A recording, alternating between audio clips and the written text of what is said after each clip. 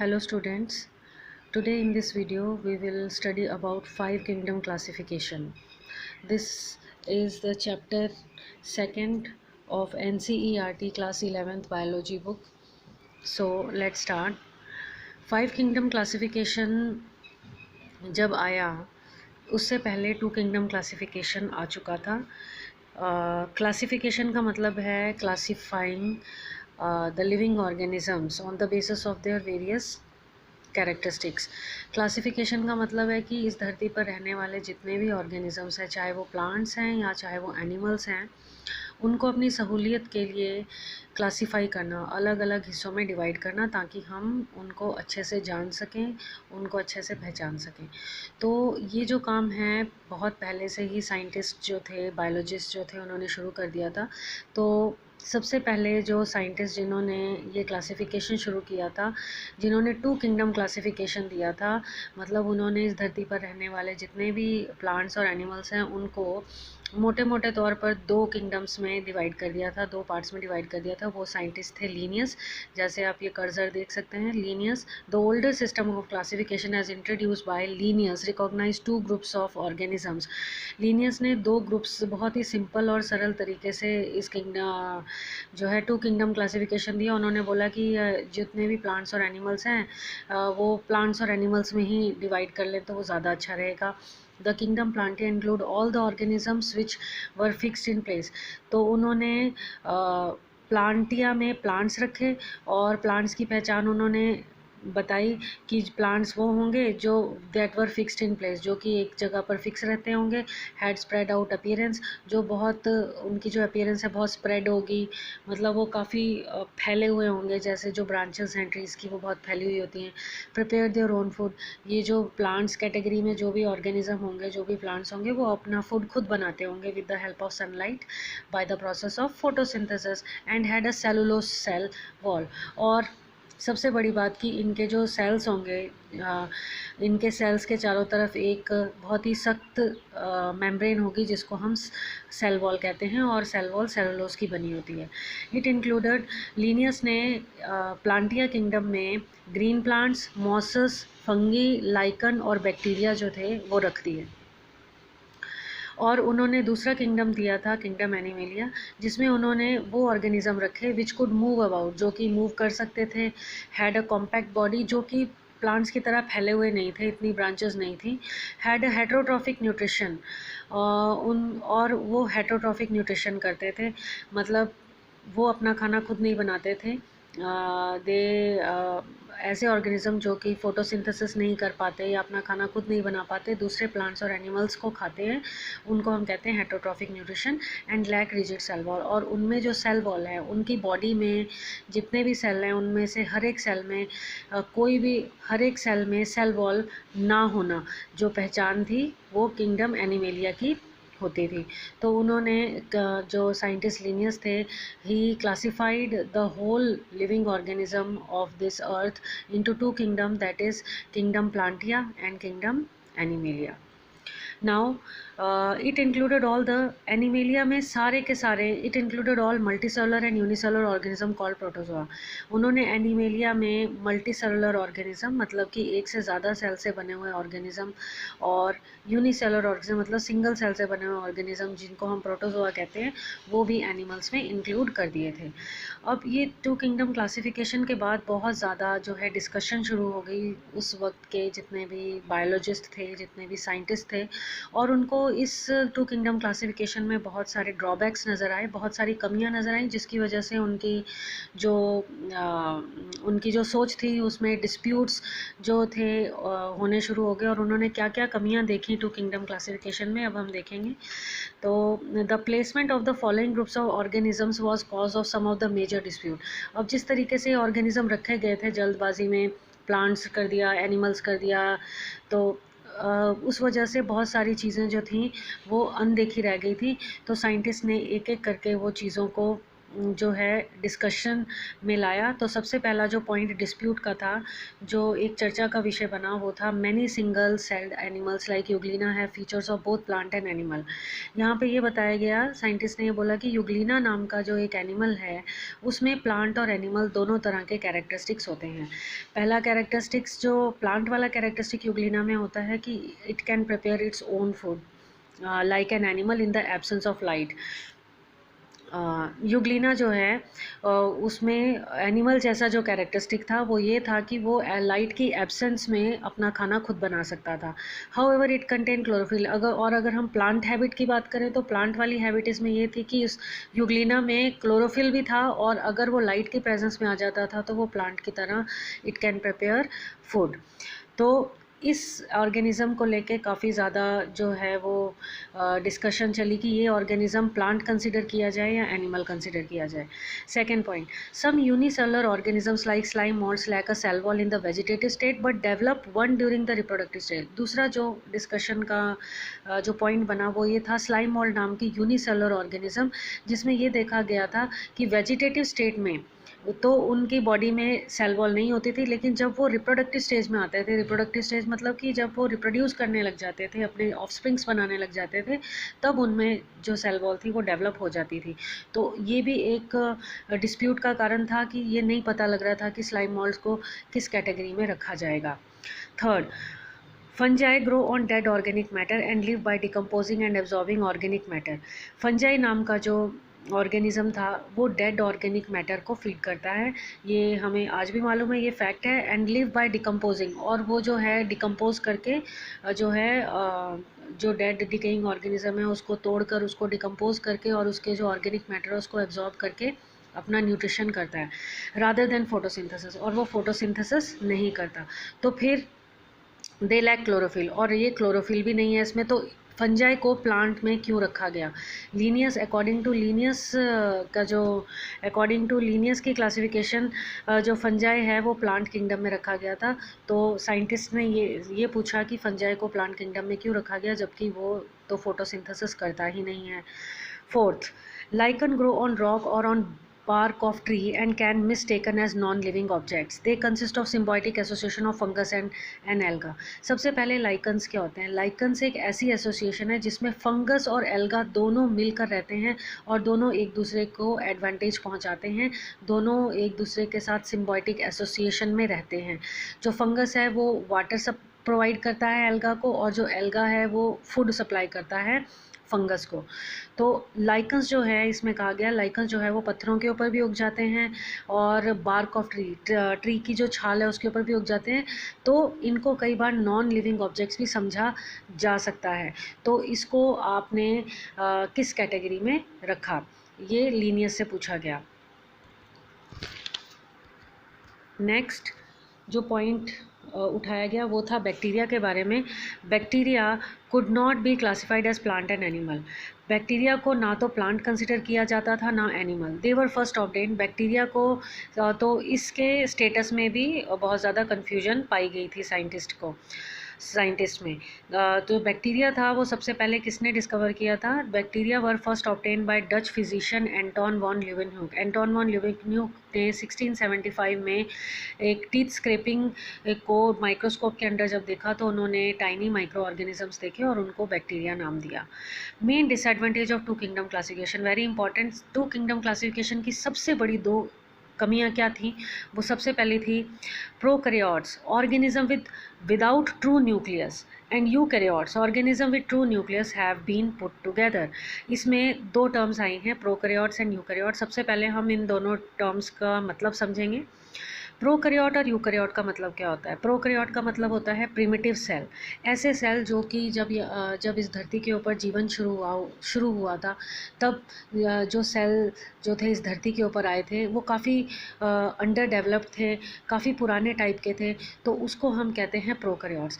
Prokaryote sales की सबसे बड़ी पहचान ये है कि इन सेल्स का जो डीएनए होता है, जो जेनेटिक मटेरियल होता है, डीएनए या RNA, that is not enclosed with in well defined nucleus.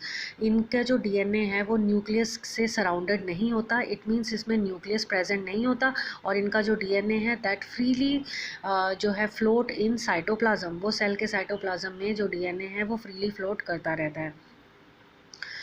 तो ऐसे सेल्स जिसमें जो ट्रू न्यूक्लियस प्रेजेंट नहीं होता और जो भी ऑर्गेनेलीज होती हैं प्रोकैरियोटिक सेल में वो भी मेम्ब्रेन बाउंड नहीं होती, उन ऑर्गेनेलीज के चारों तरफ भी मेम्ब्रेन एब्सेंट होती है, ऐसे सेल्स को हम प्रोकैरियोट्स कहते हैं। और यूकैरियोट ऐसे सेल्स होते हैं या ऐसे ऑर्गेनिजम्स जिनमें यूकैरियोटिक सेल्स होते हैं। यूकैरियोटिक सेल्स की पहचान है कि उनका जो डीएनए मटेरियल होता है, डीएनए या RNA material, that is enclosed bye well defined nucleus. उसमें वेल डिफाइंड न्यूक्लियस होता है, न्यूक्लियर मेम्ब्रेन जो है वो डीएनए मटेरियल को इनक्लोज करके रखती है। इट सेपरेट्स डीएनए और genetic material from the cytoplasm. और दूसरा डिफरेंस कि यूकैरियोटिक सेल्स में मेम्ब्रेन बाउंड ऑर्गेनेलीज होती हैं।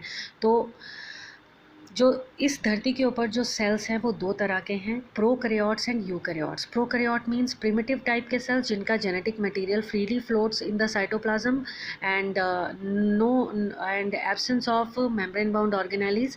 और दूसरे टाइप के सेल्स जो हैं यूकैरियोट्स, जिसमें जो डीएनए या आरएनए मटेरियल जिनको हम जेनेटिक मटेरियल कहते हैं that is enclosed with in a well defined nucleus and with the presence of membrane bound organelles. तो दो तरह के सेल्स होते हैं।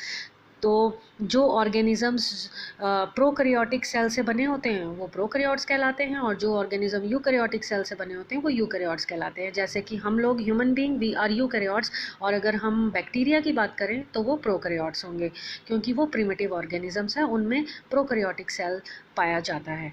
तो main disadvantage two kingdom classification यानी लीनियस द्वारा दिए गए क्लासिफिकेशन का ये था कि लीनियस ने प्रोकैरियोट और यूकैरियोट सेल्स को नज़रअंदाज करते हुए, इस कॉन्सेप्ट को नज़रअंदाज करते हुए उसने प्रोकैरियोट और यूकैरियोट दोनों टाइप के सेल्स या दोनों टाइप के ऑर्गेनिजम्स को एक साथ रख दिया था।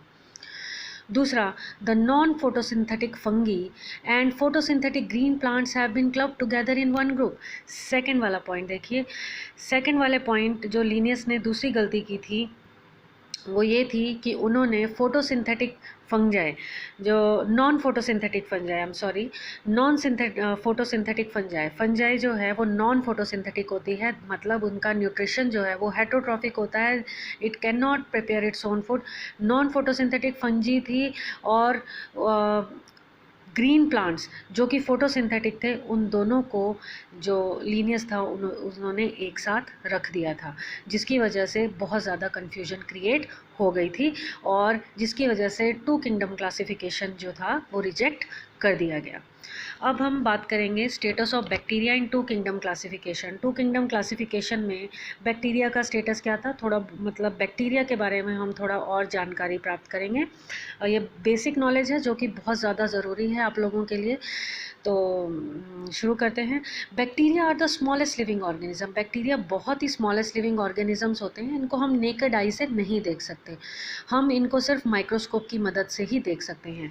दे were first observe by Dutch physician Antonie van Leeuwenhoek. जैसा कि हमने ऊपर पढ़ लिया था, एंटोन वॉन ल्यूवेनहुक जो थे डच फिजिशियन थे, उन्होंने 1975 में टीथ स्क्रैपिंग निकाली और उसको जब स्टेन किया, मतलब कलर किया और माइक्रोस्कोप के नीचे देखा, तो उन्होंने जो था बहुत सारे किल्ड और स्टेन माइक्रो ऑर्गेनिजम्स बहुत शेप के देखे जो कि बाद में बैक्टीरिया कहलाए एंड नॉट क्लासिफाइड एज, और इनको प्लांट और एनिमल जो है दोनों में कंसिडर नहीं किया गया।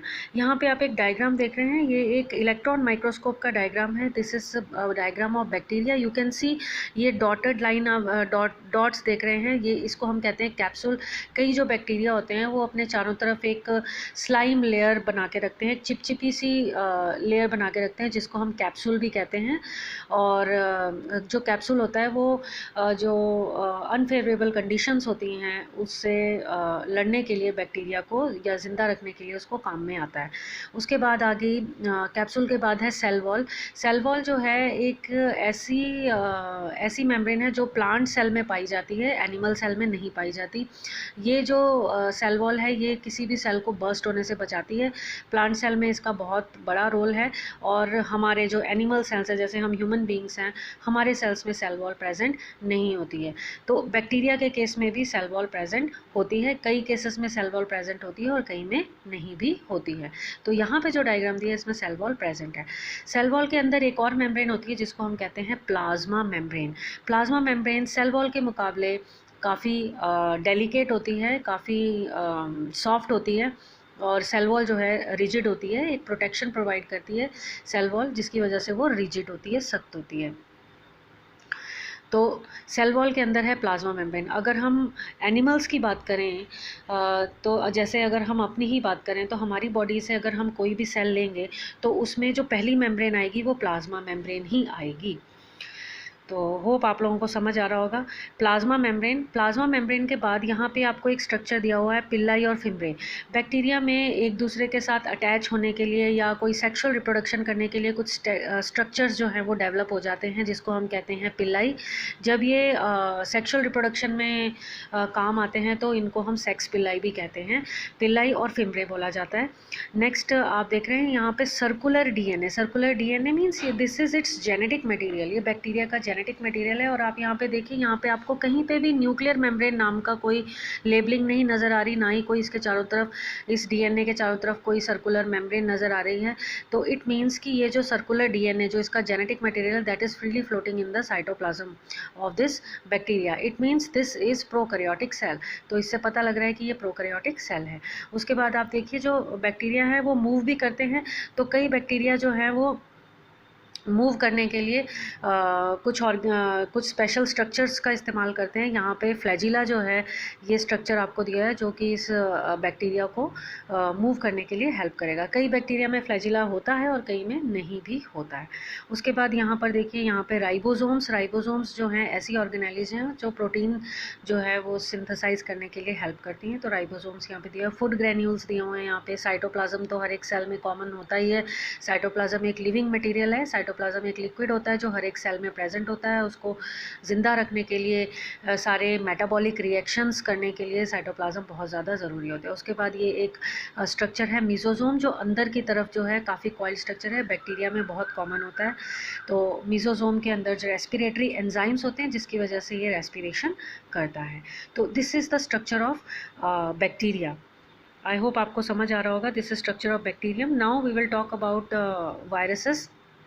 वायरसेस के बारे में थोड़ा सा पढ़ लेते हैं। जो वायरसेस हैं, दीज आर यूनिक ऑर्गेनिज्म। इनको हम यूनिक ऑर्गेनिज्म क्यों कहते हैं? बिकॉज वायरसेस एक ऐसे ऑर्गेनिज्म है जिनको ना तो हम लिविंग कंसिडर कर सकते हैं ना ही नॉन लिविंग कंसिडर कर सकते हैं। अब ये यूनिक बहुत सारे तरीक़ों से हैं। सबसे पहला पॉइंट है, they can not be termed as prokaryote और यूकैरियोट। हमने अभी ऊपर इतना पढ़ा प्रोकैरियोट और यूकैरियोट के बारे में कि इस जो अर्थ है इसके ऊपर जितने भी ऑर्गेनिजम्स हैं उनके जो सेल्स हैं वो 2 टाइप्स से डिवाइडेड है, प्रोकैरियोट और यूकैरियोट। बट वायरस एक ऐसा ऑर्गेनिज्म है जो ना तो प्रोकैरियोटिक टाइप में आता है ना ही यूकैरियोटिक टाइप में आता है, as they do not have cellular structure. क्योंकि इनका कोई सेलुलर स्ट्रक्चर नहीं होता, क्योंकि ये सेल होते ही नहीं हैं। They contain heredity material in the form of DNA. हालांकि इनमें हेरिडिटी मटेरियल होता है। हेरिडिटी मटेरियल मतलब जेनेटिक मटेरियल जो कि एक जनरेशन से दूसरे जनरेशन में आता है। जैसे कि हमारे पेरेंट्स में डीएनए है तो हमारे पेरेंट्स का डीएनए हमारे में आया, आधा डीएनए हमारा फादर से आया, आधा हमारा मदर से आया। तो ये genetic material that transfer from generation to generation. तो इनमें भी जेनेटिक मटेरियल होता है। जेनेटिक मटेरियल 2 तरह का होता है, डीएनए भी हो सकता है और आरएनए भी हो सकता है। तो वायरसेस जो हैं वो कई तरह के होते हैं। कई वायरसेस में डीएनए जेनेटिक मटेरियल होता है और कई में आरएनए जेनेटिक मटेरियल होता है। तो इसमें ये बोला गया है कि जो वायरसेस हैं उनमें हेरिडिटी मटेरियल होता तो है डीएनए या आरएनए की फॉर्म में, लेकिन वो एक प्रोटीन कोड से कवर होता है, उसमें कोई सेलुलर स्ट्रक्चर नहीं होता, जिसकी वजह से ये जो वायरसेस हैं ये यूनिक कहलाते हैं। Second point, they exhibit properties of both living and non living thing. दूसरा इनका जो सबसे बड़ा जो डिफरेंस है बाकियों से वो ये है कि ना तो ये लिविंग में आते हैं ना नॉन लिविंग में। वो कैसे? वो ऐसे कि a virus has no metabolic activity of its own. Virus की अपनी कोई एक्टिविटी नहीं होती है। अगर वायरस को आप बाहर वायरस पड़ा हुआ है तो वो कोई एक्टिविटी शो नहीं करेगा, that would be like a non living thing. लेकिन जैसे ही उसको कोई लिविंग सेल मिल जाएगा it becomes active and multiplies, वो एक्टिव हो जाएगा और मल्टीप्लाई करना शुरू हो जाएगा। जैसे फॉर एग्जांपल अभी कोरोना वायरस का बहुत ज़्यादा हम सुन रहे हैं, तो कोरोना वायरस जो है जब तक बाहर पड़ा है, नॉन लिविंग सरफेस पे पड़ा है, तो वो नॉन लिविंग है। बट व्हेन हम हमारे कांटेक्ट में जब वो आएगा और हमारी आइज़ में चला जाएगा, या हमारे आइज़ के थ्रू हमारे सेल्स में एंटर करेगा, या हमारे थ्रोट के थ्रू हमारे सेल्स में एंटर करेगा, तो हमारे सेल के अंदर जाते ही वो एक्टिवेट हो जाएगा और वो अपनी हमारी सेल की मशीनरी को हाईजैक करके अपनी मशीनरी उसमें फिट करेगा और अपनी जैसी बहुत सारी कॉपीज़ बनाएगा। तो ये हर एक तरह का वायरस, चाहे वो कोरोना वायरस हो, चाहे वो किसी भी तरह का वायरस हो, ये वायरस के कैरेक्टरिस्टिक्स होते हैं। तो a virus has no metabolic activity of its in, virus की अपनी मेटाबॉलिक एक्टिविटी नहीं होती। It becomes active and multiply when it infects or attack a specific living host cell, वो तभी एक्टिव होगा, तभी अपने आप को मल्टीप्लाई करेगा जब वो किसी स्पेसिफिक लिविंग होस्ट सेल के अंदर जाएगा। होस्ट सेल का मतलब ऐसा ऑर्गेनिज्म जो उसको पाले, ना चाहते हुए भी उसको पाल ले, उसको हम कहते हैं होस्ट सेल। फॉर एग्जांपल अगर हम कोरोना वायरस की बात करें, तो कोरोना वायरस एक वायरल सेल है और ह्यूमन बीइंग जो है वो एक ह्यूमन बीइंग की बॉडी के अंदर जो सेल है जिसके अंदर उसने एंटर करना है, वो एक होस्ट सेल है।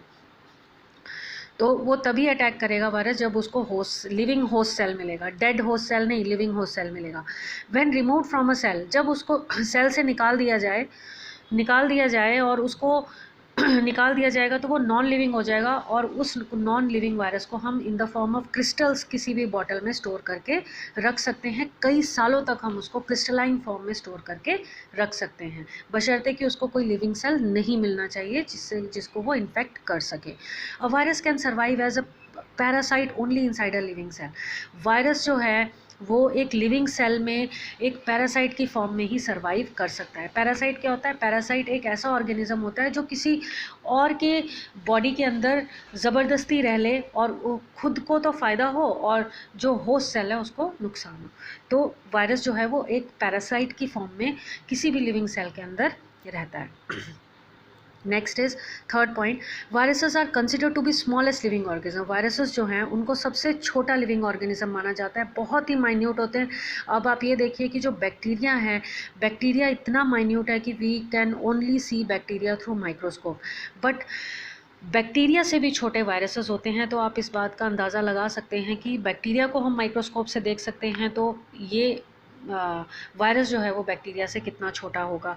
The size is about 20 nanometer to 300 nanometer which is about 50 times smaller. अगर हम वैसे ही बात करें तो 50 गुना जो है छोटा साइज़ जो है इसका वायरस का बैक्टीरिया से होता है। फोर्थ पॉइंट जो है, the biologist are not clear so far whether they are clearly primitive form और living highly evolved super parasite. अब बायोलॉजिस्ट को अभी भी इस बात का क्लियरेंस नहीं है कि ये जो वायरसेस हैं ये क्या बहुत प्रिमिटिव सेल्स हैं या बहुत एडवांस सेल्स हैं, क्योंकि इनकी एक्टिविटीज़ बहुत ज़्यादा जो है कंफ्यूजिंग है। ना ये लिविंग में आते हैं ना नॉन लिविंग में आते हैं, बहुत ही माइन्यूट हैं और होस्ट सेल की मशीनरी को ओवर पावर कर लेते हैं, तो जिसकी वजह से इनके स्टेटस में बहुत ज़्यादा कन्फ्यूजन है अभी भी। सो The virus term was given by Dutchman Benzernik in 1898। Virus जो है वायरस टर्म जो है वो एक डचमैन साइंटिस्ट थे बेंजरनिक, उन्होंने 1898 में ये टर्म दी थी। Virus have been classified into 3 categories according to the host they live in. अब जो वायरसेस हैं वो बहुत अलग अलग टाइप के ऑर्गेनिजम्स को इन्फेक्ट करते हैं, तो जिस ऑर्गेनिज्म को इन्फेक्ट करते हैं उस तरह से इनके नाम दिए गए हैं। तो 3 तरह के वायरसेस होते हैं। एक होते हैं बैक्टीरियल वायरसेस, ये देखिए, एक होते हैं बैक्टीरियल वायरसेस जो बैक्टीरिया को इन्फेक्ट करते हैं। जो बैक्टीरिया को इन्फेक्ट करने वाले वायरसेस होते हैं उनको हम कहते हैं bacteriophages, these are known as bacteriophages. जो प्लांट को इन्फेक्ट करते हैं that are called plant viruses, और जो ह्यूमन और एनिमल वायरसेस एनिमल को इन्फेक्ट करते हैं उनको हम कहते हैं human and animal viruses. When a virus infect a cell it disrupt the host metabolism. जब एक वायरस जो है किसी भी सेल को इन्फेक्ट करता है, किसी भी सिंगल सेल के अंदर एंटर कर जाता है, अब आप अपने आप का ही एग्जांपल ले लीजिए, आपकी बॉडी में करोड़ों सेल हैं। अब करोड़ों सेल हैं तो जो भी बैक्टीरिया या जो भी वायरस आपकी बॉडी में एंटर करेगा, सबसे पहले वो सिंगल सेल के अंदर एंटर करेगा। When a virus infect a cell, it disrupt the host metabolism. जब वो सिंगल सेल के अंदर एंटर करेगा, उसकी मेटाबॉलिक एक्टिविटी, उसका जो फंक्शन है उसको वो डिसरप्ट करेगा। जैसे आपके कंप्यूटर में कोई वायरस आ जाता है तो आपका कंप्यूटर जो है वो हैंग होने लग जाता है या फिर उसके फंक्शंस में कुछ गड़बड़ी आने लग जाती है। सेम वैसे ही ये जो वायरस है, ये वायरस जब हमारी बॉडी के अंदर जाता है, हमारे सिंगल सेल के अंदर जब एंटर करता है तो उसकी मशीनरी को ये ख़राब करना शुरू कर देता है। The virus make use of the metabolic machinery of the cell to replicates its own kind. ये जो वायरस है ये उस सेल की मेटाबॉलिक मशीनरी को जो है वो हाईजैक करता है। मेटाबॉलिक मशीनरी कौन सी है? जैसे न्यूक्लियस जो है, हर एक सेल हमारी बॉडी में करोड़ों सेल्स हैं, उन करोड़ों सेल्स के अंदर एक एक सेल के अंदर सेंटर है न्यूक्लियस। वो न्यूक्लियस हमारे एक एक सेल की एक्टिविटी को कंट्रोल करता है और उस न्यूक्लियस के अंदर प्रेजेंट होता है हमारा जेनेटिक मटेरियल, डीएनए। हमारे में डीएनए या फिर दूसरे जो ऑर्गेनिज्म है उसमें आरएनए भी हो सकता है।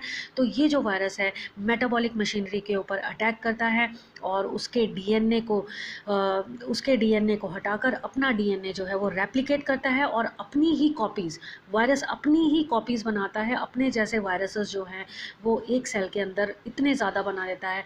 एक वायरस एक सेल के अंदर एंटर करता है और वो कम से कम 1000 वायरस जो है वो बनाता है, जिसकी वजह से द डिसीज्ड होस्ट सेल, यहाँ पे हम सिर्फ सिंगल सेल की बात कर रहे हैं, ये आपको ध्यान रखना है।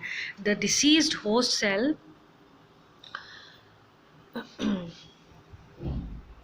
The diseased host cell ultimately burst open. हम सिंगल सेल की बात कर रहे हैं। जिस सेल के अंदर वो वायरस एंटर हुआ, वो जो सेल है वो डिसीज़ हो गया, उसको बीमारी लग गई और वो बर्स्ट ओपन हो जाएगा, रिलीजिंग न्यू वायरसेस। और जैसे ही वो सेल बर्स्ट होगा, बहुत सारे हज़ारों की तादाद में वायरसेस जो है वो उसमें से रिलीज़ होंगे और वो 1000 वायरस आगे नए 1000 हेल्दी होस्ट सेल्स को अटैक करेंगे और वो 1000 हेल्दी होस्ट सेल्स के अंदर एक एक वायरस फिर से 1000 कॉपीज़ बनाएगा और इस तरीके से वो पूरी की पूरी जो ऑर्गेनिज़म की बॉडी है उसके ऊपर धावा बोल देगा। तो आप देख सकते हैं, आप ये समझ सकते हैं कि वायरस जो है वो, वायरल इन्फेक्शन जो है वो कितना ख़तरनाक होता है। तो यहाँ पे कुछ वायरसेस के जो हैं कुछ पिक्चर्स दे रखी हैं, हालांकि ये रफ सी हैं बट इससे आपको आइडिया हो जाएगा। ये मम्स वायरस जो है उसका डायग्राम है। मम्स बच्चों को होता है बचपन में, आपको भी हुआ होगा। जो हमारी सलाइवरी ग्लैंड्स है दोनों तरफ के कानों के नीचे जो होती हैं उनमें स्वेलिंग आ जाती है, टेम्परेचर आ जाता है। दिस इज़ वो मम्स वायरस की वजह से होता है। इन्फ्लुएंजा वायरस, ये इसका डायग्राम दे रखा है। T2 bacteriophage. Bacteriophage means the virus which infect bacteria is known as bacteriophage. तो ये एक ऐसा वायरस है जो बैक्टीरिया को इन्फेक्ट करता है। उसके बाद this is tobacco mosaic virus. Tobacco mosaic virus जो है टोबैको प्लांट को जो है वो इन्फेक्ट करता है, टोबैको मोज़ैक वायरस। यहाँ पे पोलियो वायरस, ये देखिए यहाँ पे एक डॉट से शो किया हुआ है, पोलियो वायरस। पोलियो जो है एक वायरल डिसीज़ है जो वायरस से होती है। रिलेटिव, ये जो डायग्राम बताया आपको ऊपर वाला, ये है relative sizes and shapes of some viruses. ये साइजेस बता रखे हैं वायरसेस के और उनकी शेप्स बता रखी है। उसके बाद यहाँ पे आप देखिए ये वायरस का एक अल्ट्रा स्ट्रक्चर दे रखा है। ये हेड है वायरस का और ये कॉलर है और ये शीथ है, ये टेल फाइबर्स हैं और ये बेस प्लेट है। इसका आगे हम डायग्राम डिटेल में करेंगे। ये जस्ट एक इंट्रोडक्शन है वायरसेस की। आई होप आपको समझ आ गया होगा। अच्छा, अब हमने we have done so far 2 kingdom classification हमने की। लीनियस ने प्लांट किंगडम और एनिमल किंगडम को डिफ़ाइन किया था और उसके बाद हमने बात की कि ड्रॉबैक्स क्या थे। 2 ड्रॉबैक्स थे मेन, वो हमने कर लिया। उसके बाद हमने बैक्टीरिया के बारे में बात किया और हमने वायरस के बारे में बात किया। अब हम बात करेंगे नेक्स्ट जो है 5 किंगडम क्लासिफिकेशन के बारे में। तो ये जो क्लासिफिकेशन है ये मैं नेक्स्ट वीडियो में आपको बताऊंगी। अभी के लिए इतना ही। आप इसको ध्यान से पढ़िए। आई होप आपको समझ आया हो।